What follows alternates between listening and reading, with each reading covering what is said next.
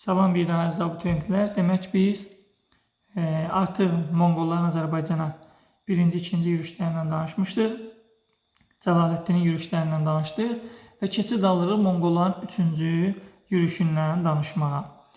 Monqolların üçüncü yürüşünə Hülakü xan başçılıq edirdi və məqsəd nə idi? Müstəqil hakimləri itaətə gətirmək, yeni əraziləri işğal etmək. Və 1256-cı ildə Azərbaycanı işğal edir və 2 il sonra artıq Elxanilər dövlətinin əsasını qoyacaq. Biraz sonra danışacağıq. 1258-ci ildə Bağdadı tuturlar. Yəni bununla da 750-ci ildə yaranan Abbasilər 1258-ci ildə artıq süqut etmiş olur. Və bununla da Abbasilər sülaləsi tarixdən silinmiş olurlar. Artıq Amudəryadan Aralıq dəniz sahillərinə və Böyük Qafqaz dağlarına İran körfəzinə kimi yaxın və orta şərq Hülakü xanın hakimiyyəti altına keçdi. Bax, bu xəritədə də gördüyünüz bu böyük ərazilər Hülakülər dövlətinin ərazisi idi. Və Hülakülər dövlətinin paytaxtı, ilk paytaxtı Marağa şəhəri idi. Baxın, göstərirəm burada. Dövlətin ilk paytaxtı olub Marağa şəhəri və təxminən burada, Təbrizdən aşağıda biraz.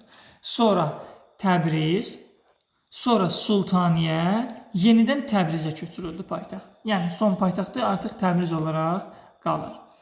Və Hülakü xan, deməli, məsləhətçi Nəsrəddin Tusi sonradan Abaqa xanın da vəziri olur. Və Elxanilərin qışlağı Muğan və Arran, yaylağı isə Qarabağ idi. Hülakü xan da eynən, baxın, bayaq biz dedik ki, Abaqa xan, yəni Monqol canişini öz siyasətində yerli feodal köçəri Monqol feodallarının asıl vəzifəsi alırdı. Eynən Hülakü xan da eyni siyasəti. Köçəri feodallara arxalanır və ali idarəçiliyi şahzadələr və əmirlərə həvalə edir. Və burada eynən o da yerli feodallar köçəri Monqol feodallarından asılı vəziyyətə salmağa çalışır və yerli feodallar sıxışdırırlar. Və Arranın hakimi Şahzadə Yuşmuta tapşırılır və Azərbaycanda Monqol hərbi dəstələri məskunlaşdırdı. Və səbəb də təbii ki, həm Qızıl Ordu ilə aparılan mübarizələr, həm də hər hansı baş verə biləcək üsyanlar yaxud da özünə dair yaratmaq üçün. Şimal sərhədlərin mühafizəsini möhkəmləndirmək, Qızıl Ordunun hücumlarının qarşısını almaq məqsədi ilə və qoşunlar yerləşdirir. Əhalinin istismarı və yerli feodalların sıxışdırılması nəticəsində artıq mərkəzləşdirilmiş dövlət təşkil edirlər.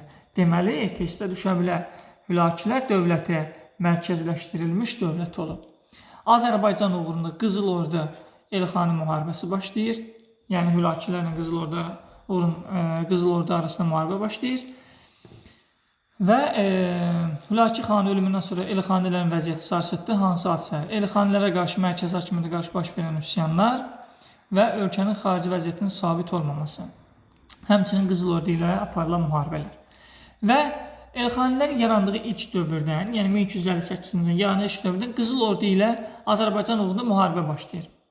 Səbəb nə idi? Çingiz xanın vəsiyyətinə görə güya bu ərazilər Qızıl Orduya çatmalı idi. Azərbaycan Elxanilərin hakimiyyəti altına keçməsi Cənubi Qafqazın məhsuldar torpaqları Mil, Muğan, Şirvan ərazilərindəki təbii sərvətlər, məhsuldar torpaqlar daha doğrusu üstündə gedirdi müharibə. Həmçinin burada bölgədəki mühüm sənətkarlıq və ticarət mərkəzləri olan şəhərləri ələ keçirmək, buradan keçən əsas kərvan yolları öz nəzarət altına almağa çalışması idi. Və müharibə əsasən Azərbaycan ərazisində gedirdi və Xəzərboyu ərazilərdə. Bu da belə. Və gəlirik əsas məsələ. Qazan xanın silahlarından danışacağıq. Testlərə çox düşür. Deməli, Hülakülər dövlətinin daxilində siyasi qarşıdurmaların getdiyi bir vaxtda 1295-ci ildə Qazan xan Qarabağda özünü padşah elan edir və hakimiyyətə gələn kimi də bir sıra tədbirlər həyata keçirir. İlk növbədə nə edir? Monqol əyanlarının qiyamlarını yatırır və mərkəzi hakimiyyəti gücləndirir. Yerli feodalları öz tərəfinə çəkir. Köçəri Monqolları isə qüdrətini sarsıtmağa çalışırdı və onları zəiflədir. Müxtəlif sahələrdə islahatlar keçirir. Məqsəd nə idi? Dövlətin mövcud vəziyyətini, yəni böhranla xilas etmək, mərkəzi hakimiyyətini möhkəmləndirmək və vergi toplaması qayda-qanunu yaratmaq, həmçinin xəzinə gəlirlərini artırmaq, sıravi Monqolların yaşayışı təmin etmək və Monqol əyanlarının öz başına son qoymaq idi. Birinci başlayıq Qazan xanın torpaq islahatına. Deyir ki, yalnız hərbi qulluq göstərənlər iqta ala bilərdilər. hərbi qulluq göstərmirsənsə iqta ala bilməzsən. İqta torpaqları İncu, Bayraq və Divan torpağı hesabına verilirdi. Birazdan bunlardan danışacağıq, bunlar nədir? Torpaq sahələrlə yanaşı həmin ərazidə kəndlər.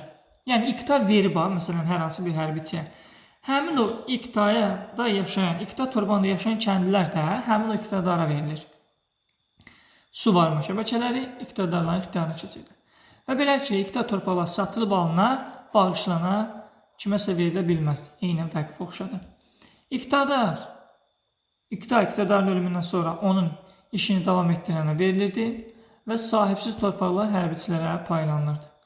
Bu arada Xosrov da belə bir şey eləmişdi. 1303-cü ildə Qazan xan fərman verir ki, iqta torpağında yaşayan kəndlər bir yerdən başqa yerə gedə bilməzlər. Düz buna təhkimçilik deyirlər, amma təhkim edilmə deyilir, amma çox qısa zamanda olur bu.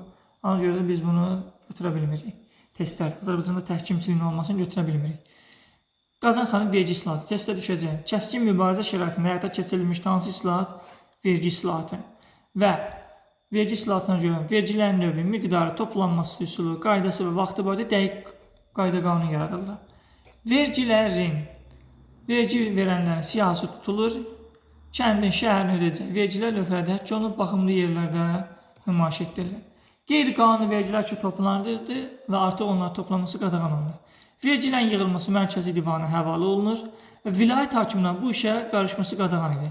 Niyə? Çünki vilayət hakimləri vergilər toplayırlar, yalnız bir qismini mərkəzi, belə deyim də, xəzinəyə göndərirdilər. Və beləliklə də bunların öz başınalığı gətirib çıxarırdı və xəzinə gəlirlərin azalmasına gətirib çıxarırdı. Vergi toplanması isə 3 il müddətində icarəyə verilirdi. Qazan xanın məhkəmə islahatı. Bəli, məqsədi bu sayda qanunsuzluqların qarşısını almaq idi. Əsas diqqət qazi vəzifəsinə layiqli din xadimlərinin təyin olunmasına yönəlir. Məhkəmələrdəki qanunsuzluqlardan son qoyulmasına, alqı-satqı işlərində qayda-qanun yaradılması yönəldir. Baxın, əziz abituriyentlər, burada bütün abituriyentlər demək olar ki, çaşır. 80%, 90% çaşır. Baxın, alqı-satqı işi deyəndə ağlınıza ticarət ya vergi gəlməsin. Alqı-satqı işi deyəndə söhbət nədən gedir? Məhkəmədən. Çünki bunlar orada tənzimlənir.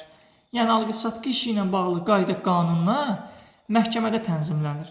Ona görə də harada alqı-satqı işi görsəz, söhbət məhkəmə islahatından gedir.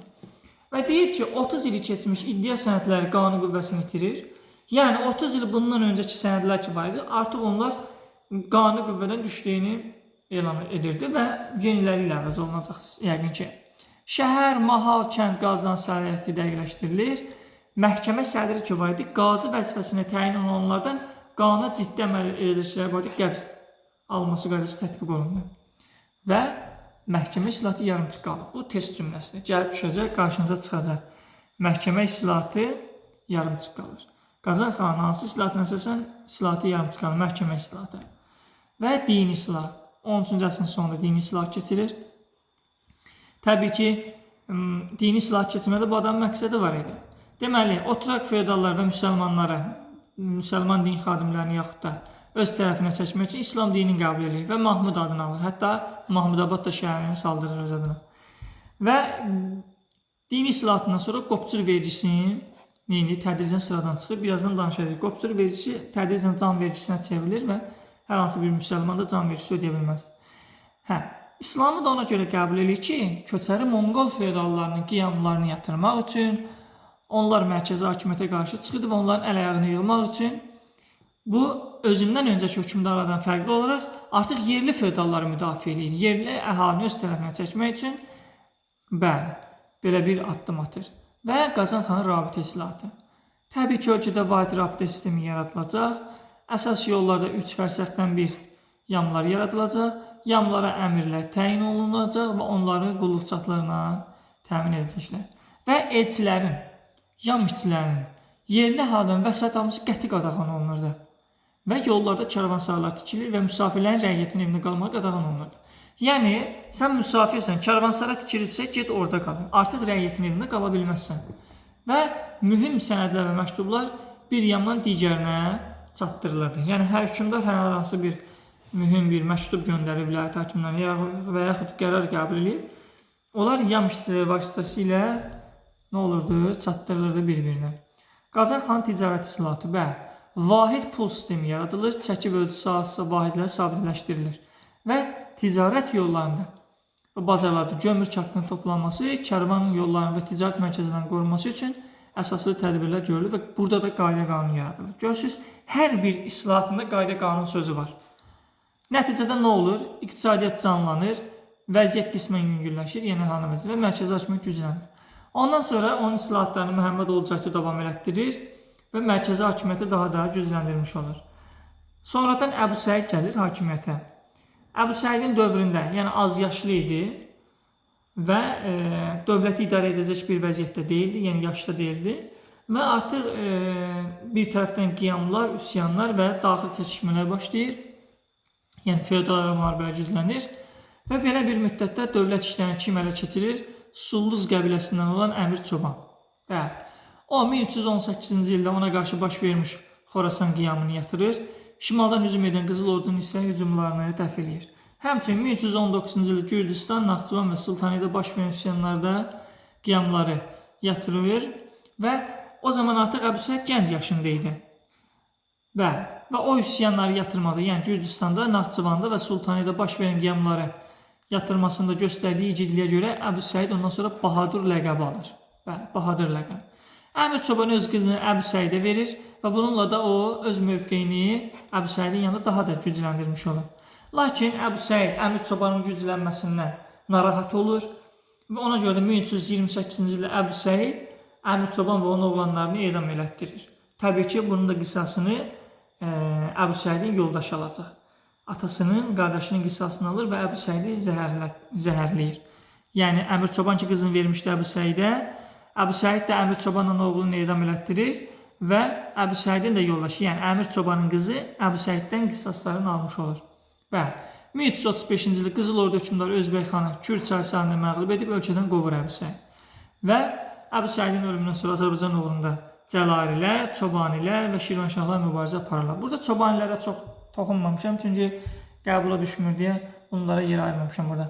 1338-57-ci illər ərzində dövləti Çobanilər idarə edir. Yəni Əbu Səidin ölümündən sonra. 1357-ci ildə Qızıl Ordu hökmdarı Canı bəy Azərbaycana hücum edir, yəni Təbriz əhalisinin çağırışına görə. Və Elxanilər dövləti bununla da sübut etmiş olur. Və Canı bəy Təbrizdə oğlu Bərdi bəy hakim təyin edir və geri qayıdır. 2 aydan sonra da Canı bəy vəfat edir. Atasının da vəfat xəbərini alan Bərdi bəy tədricili olaraq Azərbaycanın tərk edəsi olur və 1357-ci ildə də Qızıl Ordunun Azərbaycanda hakimiyyəti başa çatır. Monqol xalq dövründə torpaq mülkiyyət formalarına baxaq. İncu, xan və xan nəslinə mənsub idi, yəni Elxan hökmdarlarının məhz torpaqları idi. Bayrat, sahibsiz torpaqlar idi. Bayaq biz dedik, hərbiçilərə verilən torpaqlar İnci, Bayrat və İqta torpaqları hesabına verilirdi. Bəs Bayrat nədir dedik? Sahibsiz torpaqlar. İstifadəsiz qalan torpaqlar deyirik. Sonradan Monqol feodalların himayəsinə keçmiş torpaqlar idi. Qazan xan islahatından sonra bir çox siyahlanaraq əhaliyə paylanmışdı.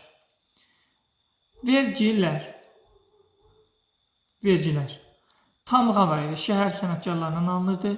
1565-ci ildə birinci Təhmasib tərəfindən ləğv edilir. Bac tacirlərdən pullu alınırdı. Qopçur isə əvvəl köçəri maldarlar ödəyirdi. Sonradan can vergisinə çevrilərək şəhərli və kəndlərdən alınmağa başlandı. Qazan xan dini islahatından sonra isə tədricən aradan qalmışdı. Çünki heç bir müsəlman can vergisi ödəyə bilməzdi. Can vergisini kim ödəyirdi? Qeyri-müsəlman. Biz bunu ərəblər dövründə də keçmişdik.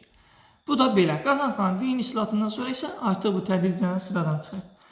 Sağ olun əziz abituriyentlər, hər birinizə uğurlar.